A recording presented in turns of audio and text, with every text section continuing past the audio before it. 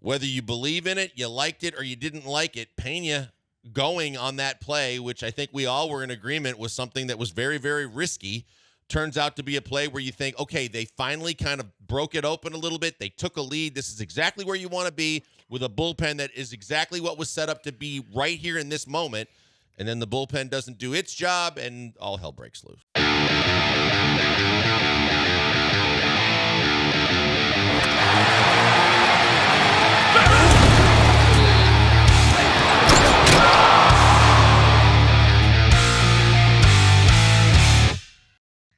What up, H-Town? Hey, how we doing? He's Blank. I'm Branham. It is Brian behind the glass. It's a Wednesday edition of the Killer Bees on ESPN 97.5, ESPN 92.5.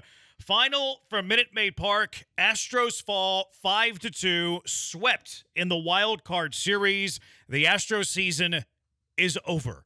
713-780-ESPN. Voice your frustrations for the series, for the year, what you saw from the Astros all year. We're here until 6 o'clock. We'll be Astros the whole way, and we want to hear from you. We want to hear your frustrations. What went wrong today? What went wrong in this series? What went wrong this season? What is in store for the Astros going forward? Is this the end of the golden era? Has A.J. Hinch been the guy that has closed the book on the golden era? 713-780-ESPN, 713-780-3776, the HRP listener line. We'll start with today's game, Blankers. Fall 5-2. You got a really good pitching early, both sides. First run of the game didn't come into the sixth inning when Hunter Brown got touched up by a home run. Parker Meadows going all in on a fastball, yanking it off the right field foul pole. Astros got tons of bad memories with that right field foul pole. You rally, you score a couple of runs in the seventh inning. Maybe you didn't get enough, but you took the lead for a moment, only for it to all implode in the eighth inning with a combination of Ryan Presley, with a combination of Josh Hader, and the Tigers go on to win. How do you break down today's loss? Well, I think it's filled with massive disappointments, and it starts with the offense overall. You knew that it was going to be a makeshift kind of cut and paste and glue A.J. Hinch pitching performance today in terms of who he was going to go to, and you had a guy that pitched his tail off in Hunter Brown. I thought Hunter Brown was outstanding.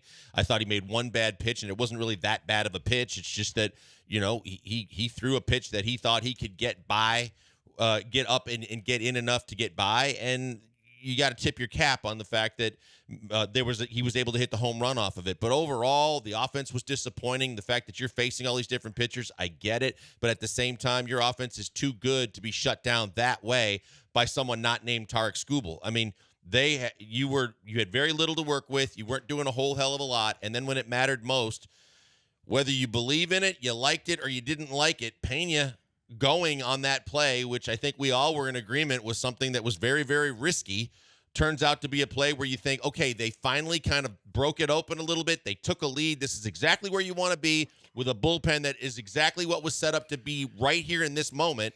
And then the bullpen doesn't do its job, and all hell breaks loose. Yeah, when the Astros signed Josh Hader, which, do you believe in giving big money to relief pitching, has been something that's been a talking point and a conversation on this show, because I don't think it's in the best interest of Major League Baseball teams to be spending big money on relief pitching, and it let you down. Whenever the Astros signed Josh Hader, the conversation was all a starter needs to do is get through 6 innings with a lead and the game is over.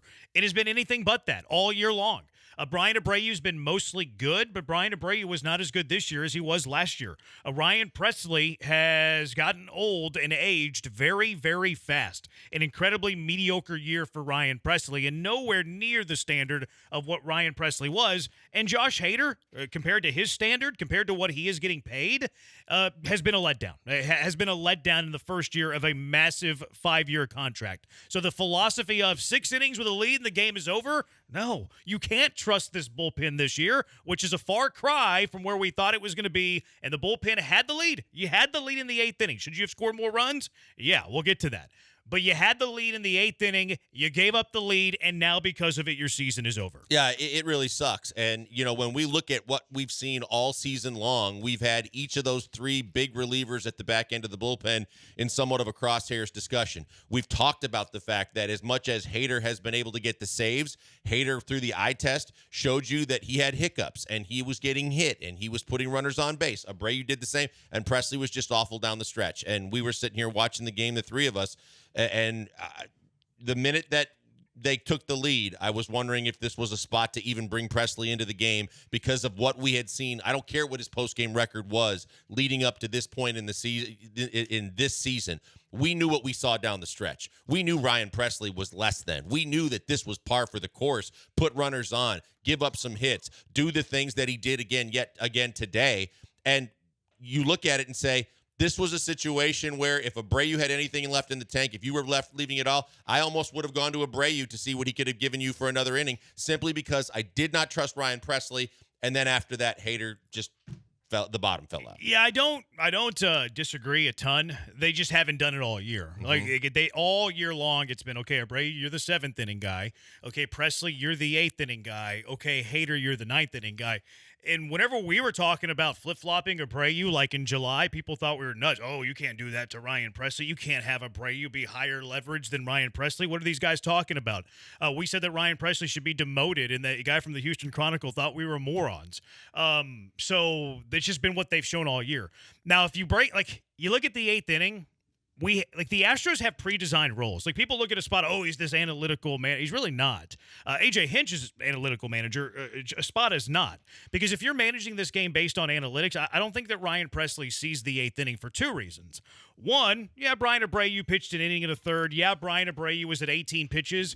But who do you trust more against the top of the Detroit Tiger lineup? Because when Ryan Presley came into the game, it was Meadows, Carpenter, Verling. You had the top 3 for the Tigers in batting leading off that 8th inning. So who do you trust more against the top of the Tiger lineup? Is it Brian Abreu, even though he's thrown 18 pitches, or is it Ryan Presley? I think analytics might keep Ryan Abreu in the game. Doubt. Secondly, because you have Meadows, Carpenter, and Verling, the top 2 of those guys are lefties, does it make sense to have your closer come into the game in the 8th inning? Josh Hader, you go face lefty, righty. You go face 1, 2, 3. You're the better pitcher than Ryan Presley. The pre-designed roles tell us that. Maybe you go face 1, 2, 3. You pitch the 8th. We'll take the temperature on where you're at after the 8th inning, and if you're still good, you're still fresh, then you can pitch the 9th. If not, well, Ryan Presley can pitch against a lower pocket in the Detroit Tiger batting order. So it just hasn't been the way that Espada has managed. There was no way that he was changing today. Should he have? Yeah, probably should have. There's no doubt in my mind he should have. And this is something that we've talked about, and you and I and Brian talked about this throughout the season, which was, as much as we didn't include Hader in the conversation because we just penciled him in as the closer, we talked about as we got closer to the playoffs, as we got closer to games that were going to have a higher importance level, that it didn't matter who was penciled in throughout the year for the 7th and the 8th. It was go to the guy at the right situation with the leverage situation facing you. And if that meant you were facing the top of the order, if that means you were facing some of the better hitters on the lineup, don't be afraid to go to Abreu first. Don't feel like you have to be locked in to go to Presley because it's the 8th inning. It was a tough situation. He did not look good at the end of the year with Presley. I didn't feel good about it because I hadn't felt good about him in a while, and it all blew up right in the face of everybody, and that's a tough way to end your season. It just feels disappointing. In the biggest moment of the season, Joe Espada went total robotic manager. Just like, okay, this is the 8th inning, so I'm going to my 8th inning. But he's always done it. He's always done it. I know. It wasn't turning the page into the postseason and it became that. He's done that all year. No, I agree. I'm just saying that in the biggest moment, I had hoped for more because as you mentioned, the first 2 hitters in that inning were left-handed. But I mean, he also, the 4th hitter, Riley Green, also left-handed. That Presley stayed in there to face. He faced 5 batters. Three of those first 5 were lefties. 3 of the first 4, in fact. So yeah, it's unfortunate that it cost him the season, but that was a moment where, okay, maybe Hader is your 9th inning guy, but you're about to face 3 out of 4 hitters that are not only the top of their lineup, but they're all left-handed.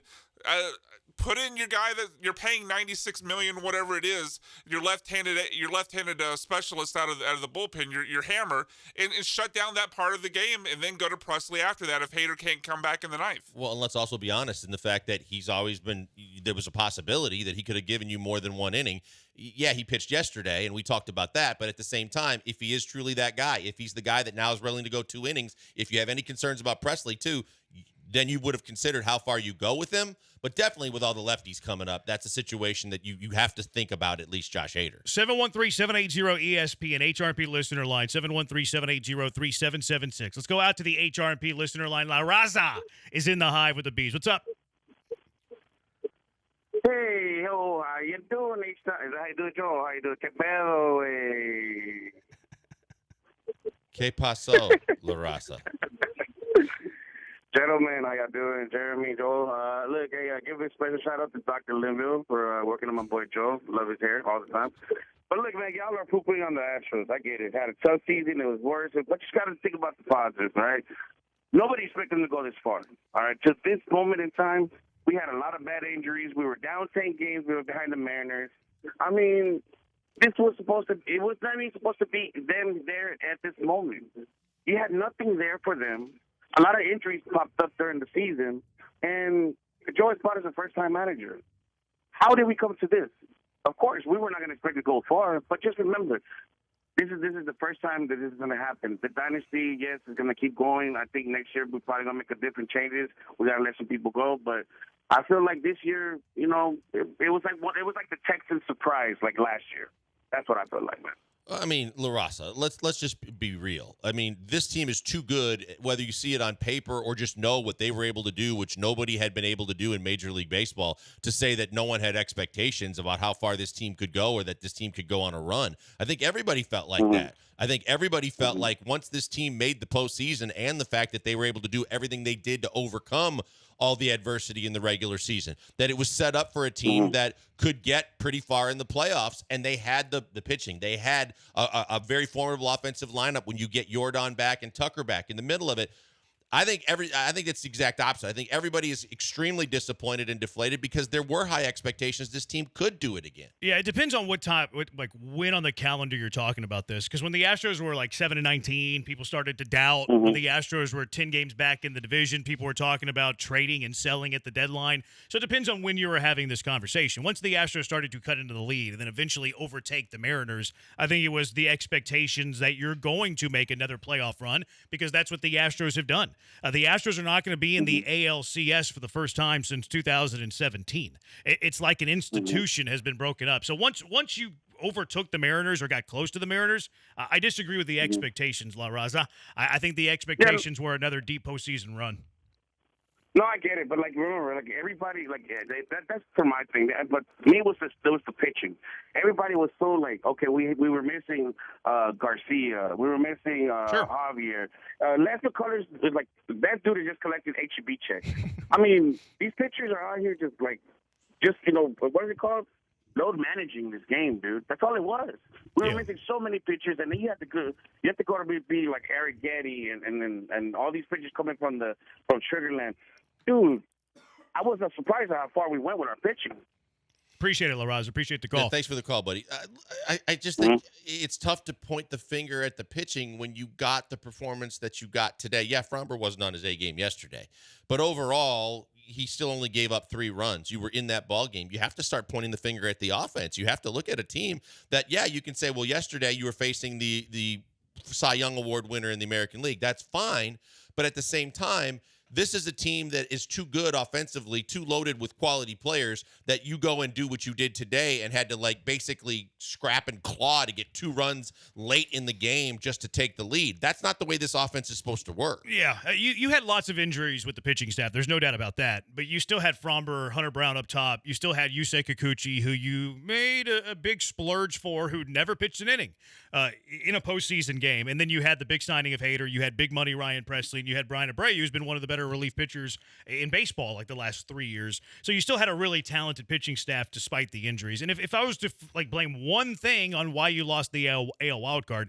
it's the offense. I mean, it's the offense. You scored 1 run, yes, against the Cy Young, but if you're going to be a championship team, you got to figure out a way to beat that guy. And if you don't beat that guy, well, then you got to win the other 2 games of a series. And the Astros today scored 2 runs on 5 hits against, yes, a good bullpen, but against a bullpen day. The Tigers threw 7 guys today, and you probably have heard of none of them before the AL wildcard series. You've heard of none of the 7 pitchers before the AL wildcard, and the Tigers threw 7 of them today, and you were able to score 2 runs on 5 hits, and you had to have a lot of luck go your way to score those 2 runs in the 7th inning.